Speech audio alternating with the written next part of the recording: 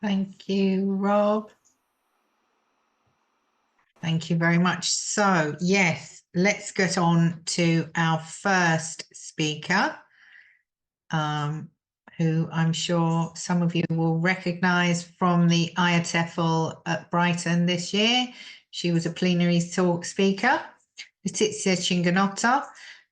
She's a former senior researcher at Indire, currently teaches language teaching at University for Foreigners of Perugia, Italy, where she is also the rectoral delegate for international relations and a member of the board of directors of the Centre for Language Evaluation and Certification. She holds a PhD in synchronic and diachronic and applied linguistics at the National Scientific Qualification as an associate professor. She is a member of different working groups and scientific committees, both nationally and internationally. She has published a large number of articles and 5 volumes. So, just going to share, okay? Enjoy.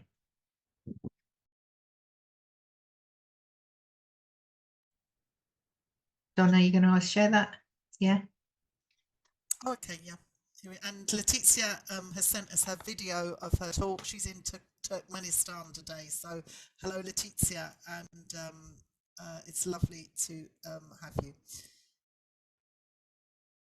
Hello, everybody. I'm very happy and thankful to Pearson for giving me this opportunity to talk about extensive reading for ELT and CLIL in the era of AI.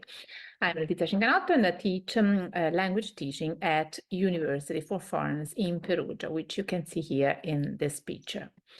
I'm happy to share with you some of the publications that I've been carrying out with the Pearson in these latest years. There's one in particular that I'm proud of, and it's strictly linked to the topic of this great event, which is Piccola guida alla lettura estensiva, so a little handbook to extensive reading. It's in Italian, but there are a lot of quotations and hints in English as well. I'm also happy to share with you my experiences with Mondly. I had the pleasure to experiment it with my students for Italian as a second language, as a foreign language, and it was a great success. I also am very, very happy to start this presentation with this quotation that was included in the latest report by Pearson 2024. Learning English is a lifelong journey. In our interconnected world, teachers and educators need to consider innovative teaching trajectories that actively shape the evolving role of English and Englishes in order to guide learners to face the challenges of the knowledge society and to travel the global world in a lifelong, fascinating journey. And of course, extensive reading for ELT and CLIL, especially now in the AI era, can really help us design and open up innovative teaching trajectories. And I would like to thank again Pearson for including my quotation in this research report. So let's talk a little bit about extensive reading, of course, with no ambition to be exhaustive, just with some quotations from my handbook. You can find magic wherever you look. Sit back and relax. All you need is a book. So just to start with an inspirational and optimistic quotation, which is not mine, of course, but I really like it, and that's why I mentioned it in the handbook.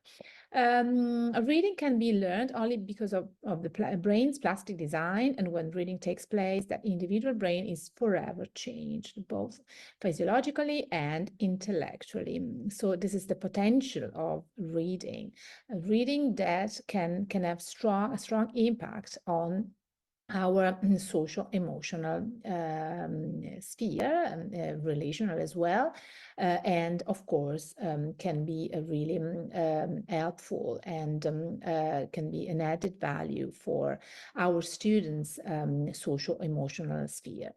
Research shows that extensive reading feeds into improvements in all areas of language competence. So despite the fact that we talk about reading skills and reading skills, of course, as part of the receptive skills provided by the four modes of communication of the companion volume of the CFR, but reading skills can activate our brain, our emotions, our feelings, and can at the same time foster deeper learning and develop all the four modes of communication themselves, and so improve all areas of the language competence. Reading and reading skills are regarded as highly important in a CLIL classroom. Most of the acquisitional processes are related to reading comprehension. Learners work with documents and other sources in order to acquire knowledge in a content subject. Although reading strategies play an important role in all learning contexts, in CLIL they decide on the student's success or failure. So here, this quotation particularly highlights the correlation between reading skills and CLIL. So how important reading skills are for CLIL. Of course, let's talk about intensive reading as well, because in a CLIL class, of course, students need to use skimming, scanning skills, and then need to get information and to co-negotiate, co-construct knowledge in order to integrate content and language. But of course, extensive reading as a pleasure is important and fundamental also for CLIL, because it can really, once again, foster deeper learning. And reading literacy, PISA, OECD PISA 2015 focused specifically on reading literacy.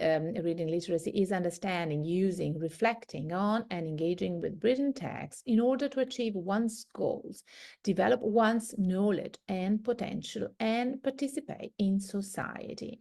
So OECD PISA 2015 definition of reading literacy is broad, is very extensive, and highlights the crucial role of this literacy, which is among the plural literacies that our students need to develop to meet the challenges of the 21st century. And that's why we nowadays talk about plural literacies approach, plural literacies education. In the new normal, we are now in the new normal, in the post-pandemic era, where we are, of course, we are using and integrating into our daily teaching practices the lessons learned from the pandemic. And this is the situation that we normally face with our students. That could be a high flex lessons with hybrid mode, with face-to-face, with follow-up activity. So we try to blend and to use all the different modes and all the different functionalities that technologies can offer. And so this is the new normal. The new normal is, of course, linked to the potential of technologies, and with technologies, we can, of course, have an added value for reading as for all the other four modes of communication. And for example, with audiobooks, we can have our students not only read text, volumes and novels and whatever they like, but they can also listen to a storyteller, listen to these novels being told by someone that recalls, of course, this natural need for a fairy tale, something which is so common for in our ELT class. And and CLIL class as well. So here you have some examples with no ambition to be exhaustive, of course. We have Unite for Literacy, where you can find, especially for young learners, a lot of different audiobooks with very engaging topics for, especially for children. And you can search according to the filters, and students themselves can, of course, navigate and choose the story that they particularly like, and they in terms of extensive reading, it's going to be a real reading for pleasure, and listening for pleasure as well. And also for ESL bits, you have novels, you have different kinds of stories, and you can also add articles, interviews, speeches, and once again, you can look for the topic you want, the kind of reading that you want, and you can select chapters, and you can really organize your reading according to your needs. So that's what students can also do by themselves in an extensive reading perspective. And of course, the AI era, that's what we are living now. We are experiencing this rapid change in technologies, in this rapid evolution of AI that has become part of our daily life, of our society, of our school, and of course, of our ELT and CLIL classes. Here you can have some examples of documents, of recommendations by UNESCO, by UNICEF, and also other international organizations that recently published reports on the importance of AI, and the importance in particular of this new literacy, the AI literacy, once again talking about plural literacies. So AI literacy means that we need to guide our learners to approach AI from a critical perspective, being aware of risks and weaknesses, at the same time of their potential and their positive aspects and their added value. And that's what, of course, we as teachers, as educators, as researchers, we should do, because AI is now the elephant in the room. We cannot avoid it. It's everywhere. And what we should do is just to try to learn with AI, learn about AI, prepare for AI. It means that we can really take the advantages that AI-powered tools can provide. Of course, always considering strengths, always at the same time being aware of risks and so possible possible negative output that we can have from ChatGPT, for example, that we know can hallucinate.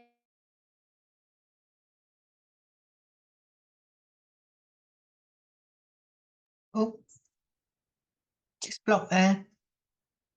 Donna, did it block? Can you just press play?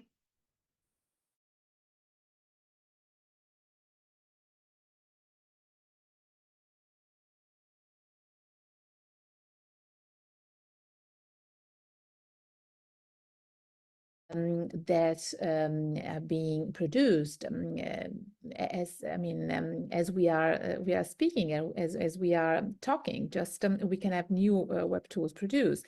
So just some examples of what we can do, especially for extensive reading. With NetherReader, which is a multilingual tool. So you have English, you have American English, you have Australian English, you have Chinese English, you have Indian English, and I strongly invite you to try this tool, and also try the different pronunciation, so the different Englishes, and it's also a very interesting topic of discussion with your students, for example. Here you can just copy and paste text here, or add files, or in a web page, so PDF or whatever, and ask the machine, that's going to be an avatar chosen by the student himself or herself, will read aloud the text. That could be any longer, and also in a different pace, because the speed of the reading can be selected. It can be slower or faster, and so it will be also saved as an MP3 file that the students can read, can at the same time can hear, can listen to wherever they go, wherever they want. And it would be also a way to cross formal and informal learning, and so extensive reading, because an entire PDF, entire novel can be uploaded here, and can be listened to when they want, during their free time or whatsoever. And the same thing is with My Reader, another AI power tool. Once again, it will read books, documents, papers for you, and it's just a very nice way to foster extensive reading with the help of AI. That's going to be extensive reading and listening at the same time. Here, a repository that's curated by Ariana and Bart, two wonderful educators and working in the field of digital education, digital language learning, generative AI in education, where you can find a repository, a wonderful repository of different AI-powered tools. It's a work in progress, because they always add new hits. And here there's a specific section on storytelling, for example, where you can find suggestions about AI powered tools for storytelling, for extensive reading, extensive storytelling, extensive listening, and together with so many other web tools, so many other categories that you may want to navigate and get useful hints. I'm just going to conclude with this quotation that I often mention, because it's a gift that David Marsh and Gisela Langer wanted to give me in the foreword of this book by Pearson, CLIL and Innovazione. To see differently, you have to think differently. This is a time to harness our experience of teaching with new constraints, to innovate and shape the future with innovation such as CLIL, be this involving physical presence online or a hybrid post tenebras lux. And so with AI, we can, of course, see things differently, we can think differently, and we can plan our ELT and CLIL classes differently. And so this is my email, and I thank you all for this opportunity, and of course, Pearson for having me during this great event.